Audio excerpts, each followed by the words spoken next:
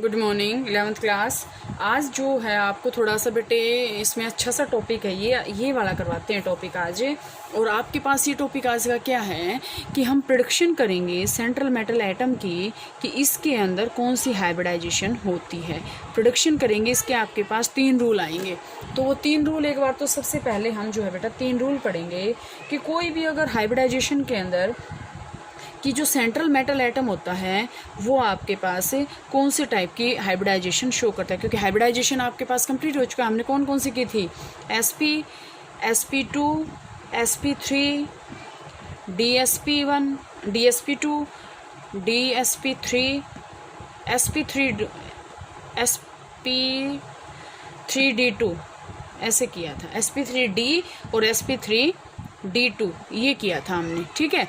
और dsp2 ये हमने जो है अलग अलग टाइप्स की जो है हाइब्रिडाइजेशन यहाँ से की थी। आज जो है हम इसमें ये रूल्स फाइंड आउट करेंगे कि जो सेंट्रल मेटल एटम है उसकी हम हाइब्रिडाइजेशन कैसे निकालेंगे। सबसे पहला रूल है बेटा, सबसे पहले तो आपके पास फर्स्ट रूल क्या होता है, हम क्या उसके अंदर नोट करेंगे, उसके अंदर हम वैलेंस इलेक्ट्रॉन काउंट करेंगे टोटल कॉम्प्लेक्स के अंदर। अभी एक बार रूल देख लो, टोटल वैलेंस इलेक्ट्रॉन जो टोटल हैं वो काउंट करेंगे। सेकंड हम क्या करेंगे, अगर वो कैटायन है, जैसे आपने ये देखा ना, कोई ब्रैकेट बना दी और उसके ऊपर 2 पॉजिटिव है तो हम टोटल वैलेंस इलेक्ट्रॉन्स में से 2 पॉजिटिव घटा देंगे, और अगर यहाँ 2 नेगेटिव है तो वो उसके अंदर ऐड कर देंगे। कैटायन के केस में हम क्या करेंगे, माइनस, और एनायन के केस में हम क्या करेंगे, प्लस करेंगे, ठीक है। सेकेंड रूल ये है। थर्ड रूल है कि अगर टोटल वैलेंस इलेक्ट्रॉन जो होते हैं अगर वो लेस देन 8 हैं तो उनको हम डिवाइड करेंगे 2 से, और अगर वो इलेक्ट्रॉन मोर देन 8 हैं, मतलब 9 से लेकर 56 तक हैं, तो हम उसको करेंगे 8 से डिवाइड। फिर अगर वो एज इट इज हो जाता है तो वो आपके पास आ गई उसकी हाइब्रिडाइजेशन। लेकिन अब आपके पास देखो ध्यान से, ये आपके पास क्वोशंट होता है, यहाँ पे आपका रिमाइंडर होता है। ये आपके पास क्वोशंट है, रिमाइंडर भी कुछ ना कुछ बच गया, तो एस टोटल इलेक्ट्रॉन क्या हो जाएंगे आपके पास, सम निकालेंगे हम। एस आपके पास हो जाएगा Q प्लस R। अब आगे एग्जाम्पल आएंगे तो आपको बहुत अच्छे से समझ में आ जाएगा। देखो रूल मैं आपको एक बार फिर बताऊं तो आपके पास क्या आया, टोटल वैलेंस इलेक्ट्रॉन निकालेंगे एक तो। दूसरा हम क्या करेंगे, कॉम्प्लेक्स आयन अगर आपके पास गिवन है, जैसे मैं अभी आपके पास ये कह दूँ CO3 2 नेगेटिव है, तो ये 2 नेगेटिव है तो इसके अंदर ये चार्ज जोड़ेंगे हम, ठीक है, हम इसके अंदर जोड़ेंगे। लेकिन अगर NH4 पॉजिटिव आ जाए तो 1 उसके अंदर से क्या करेंगे, माइनस करेंगे, ठीक है। तो कैटायन है तो उसके अंदर क्या करेंगे, टोटल में से माइनस कर देंगे। एनायन है तो उसके अंदर प्लस कर देंगे। इसके बाद टोटल वैलेंस इलेक्ट्रॉन, अगर यहाँ से आपके पास टोटल वैलेंस इलेक्ट्रॉन यहाँ पे सेकंड स्टेप में आपके पास आ जाएंगे, तो यहाँ पे सेकंड स्टेप में आपके पास वैलेंस इलेक्ट्रॉन आ जाएंगे। तो अगर वो इलेक्ट्रॉन 8 से कम है तो हम उसको 8 से ही डिवाइड करेंगे, ठीक है। लेकिन अगर वो जो है आपके पास 2 से डिवाइड करेंगे बेटा, 8 से कम है तो हम 2 से डिवाइड करेंगे। अगर 9 से लेकर 56 तक है तो हम उसको 8 से डिवाइड करेंगे। अगर देखो कोई ज़रूरी नहीं है कि सारा का सारा वो कम्प्लीटली डिवाइड हो जाए, कुछ ना कुछ क्वेश्चन तो होगा ही होगा। हर एक में एक आध में क्या होगा, रिमाइंडर भी बचेगा। अब बच्चे के माइंड में क्वेश्चन आए रिमाइंडर का क्या करें, तो आपके पास टोटल जो आपके पास आएगा ना, वो आपके पास आएगा S = Q प्लस R। अब देखो एग्जाम्पल लेके करते हैं, तीनों रूल अगर आपके माइंड में हैं तो हम इसके एग्जाम्पल लेके करते हैं। सबसे पहले हम लेते हैं बेटा एग्जाम्पल, सबसे सिंपल H2O का। अब H2O में आपको पता है सेंट्रल एटम कौन सा है, ऑक्सीजन। इसकी हमें हाइब्रिडाइजेशन निकालनी है इसके अंदर, ये हमें इसके अंदर हाइब्रिडाइजेशन निकालनी है, ठीक है। हाइब्रिडाइजेशन हम इसकी कैसे निकालेंगे, अब सबसे पहले वैलेंस इलेक्ट्रॉन काउंट करते हैं। इसके अंदर कितने हैं, हाइड्रोजन के कितने हैं, 1 है, एक में, दूसरे में कितना है, 2, तो टोटल कितने हो गए, 2 प्लस कितना है 6, कितने आगे 8। सेकेंड रूल आपके पास क्या था, कैटायन या एनायन, ना कैटायन है ना एनायन है, न्यूट्रल है, हो गया। अब आपको पता 8 या 8 से कम है तो हम इसको क्या करेंगे, 8/2 करेंगे। 2 4 जा 8, कितना आ गया टोटल 4 टोटल किस में आ रहे हैं। अब अगर हम SP में देखते हैं, SP में कितने आएंगे 2, SP2 में कितने आएंगे 3, sp3 में कितने आएंगे 4। तो आपके पास H2O के अंदर सेंट्रल मेटल एटम की बॉन्डिंग हाइब्रिडाइजेशन कौन सी है sp3, क्योंकि p के 3 ऑर्बिटल हैं, s का 1 ऑर्बिटल है। ओके, यहाँ से आपको समझ में आ जाना चाहिए ये कि s का 1 है और p के क्या हैं 3 ऑर्बिटल जो है पार्टिसिपेट इसके अंदर कर रहे हैं। ओके, इसके बाद बेटा अगर हम और एग्जांपल लें आपको और भी अच्छे से समझ में आएगा। H2O के बाद जैसे अगर हम C in CO2, C की हमें हाइब्रिडाइजेशन CO2 के अंदर बतानी है। सबसे पहले वैलेंस इलेक्ट्रॉन कार्बन के कितने होते हैं 6, ठीक है। अगर हम कार्बन के कितने होते हैं, अगर हम यहाँ से बात करते हैं तो 4 हो गया। प्लस क्या करेंगे, ऑक्सीजन के कितने हैं 6 इंटू क्या करेंगे 2, ऐसे ही करेंगे। तो यहाँ से कितना हो जाएगा 6 2 12 प्लस 4 16। अब यहाँ से देखो अगर वो लेस देन 8 है तो 2 से करेंगे, अब ये तो 8 से ज़्यादा है तो हम इसको क्या करेंगे 8 से, 8 2 16 कितने आ गया 2 किस में होता है S और P में। तो आपके पास कौन सी हाइब्रिडाइजेशन आ गई कार्बन की इन CO2 sp। इसके बाद बेटे आपके पास आती है SO2 की। देखो SO2 क्या किसकी निकालनी है S की, S इन SO2।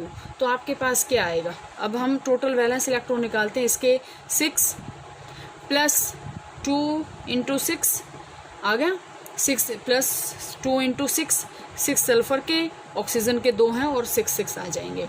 तो यहाँ से आपके पास कितना आएगा, यहाँ से कितना आ गया 18 को हम क्या करेंगे 8 से, 8 2 16। अब यहाँ से देखो ध्यान से 18 है 8 2 16 कितना बच गया 2। ये आपके पास क्या है रिमाइंडर है, ये आपके पास क्या है क्वोशंट है। तो अब हम क्या निकालेंगे S आपके पास क्या था Q plus R, Q plus क्या है 2 प्लस 2 4। तो यहाँ से सल्फर की आपके पास क्या आ जाएगी 2 प्लस 2 आ गया। अब आपके पास यहाँ से आता है बेटा 2 प्लस 2, अगर यहाँ से देखो रिमाइंडर को हम फिर से हम क्या करेंगे 2 प्लस 2, यहाँ पे हम रुकेंगे नहीं यहाँ पे। अब आपके पास ये क्या है Q1। अब 2 इलेक्ट्रॉन और बचे हुए हैं ना, तो 2 को हम क्या करेंगे फिर हम 2 से, क्योंकि 2 इलेक्ट्रॉन यहाँ पे बच गए, ध्यान से देखना 2 इलेक्ट्रॉन अगर यहाँ पे बच गए तो फिर हम क्या करेंगे इसको 2 को हम 2 से डिवाइड करेंगे, 2 1 2, ठीक है 2 1 2, यहाँ से बच गया। अब हम क्या करेंगे इसका, जैसे आपको यहाँ से ऐसे करना पड़ेगा, ये आपके पास है Q। ऐसे केस में हम क्या करेंगे S इज इक्वल टू, सबसे पहले तो हम करेंगे यहाँ से Q1 plus Q2 plus R2। ध्यान से देखना, इसका हम लेंगे सिर्फ Q1, इसका लेंगे Q2, दूसरा Q2 क्या आया 2 बाई 2, 2 1 2 0। अब आपके पास ये Q1 है, ये Q2 है और ये R2 है। क्या आएगा Q1 आपके पास क्या है 2, Q2 क्या है 1, R2 क्या है 0। तो कितना आ गया टोटल 3। तो 3 में आपके पास क्या आएगी sp3। समझ में आया, थोड़ा सा ध्यान से देखें बेटा एक बार फिर से।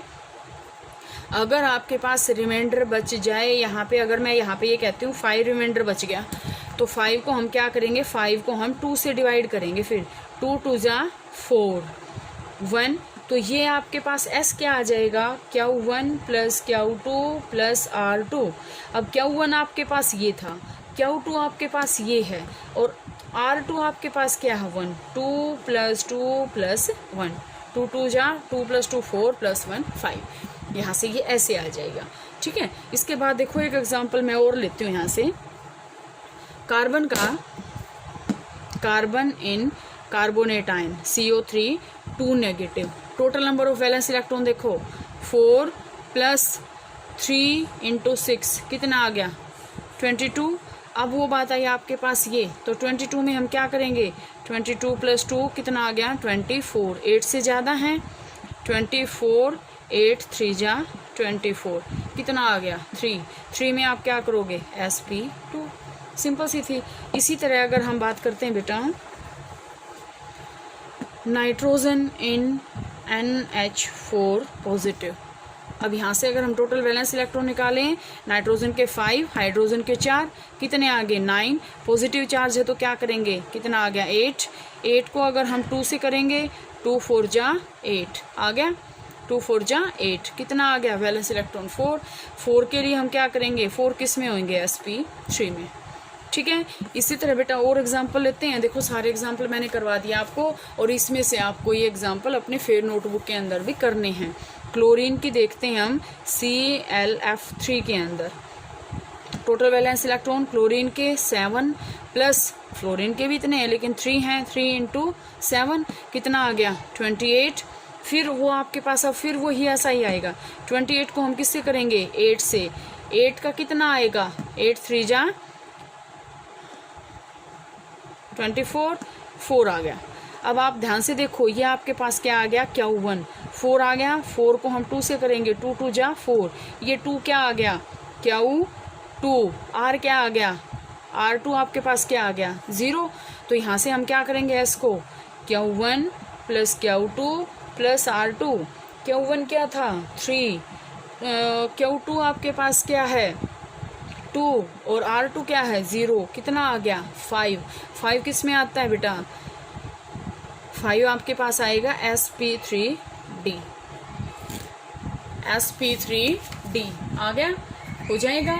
इसके बाद यहाँ से और अगर हम निकालें तो यहाँ से बेटा आप इसको और भी कर सकते हैं, और यहाँ से आप इसको करेंगे और ये आपके पास हो जाएंगे। नेक्स्ट जो है मॉलिक्यूलर ऑर्बिटल थ्योरी करेंगे, वो जो है कल करते हैं।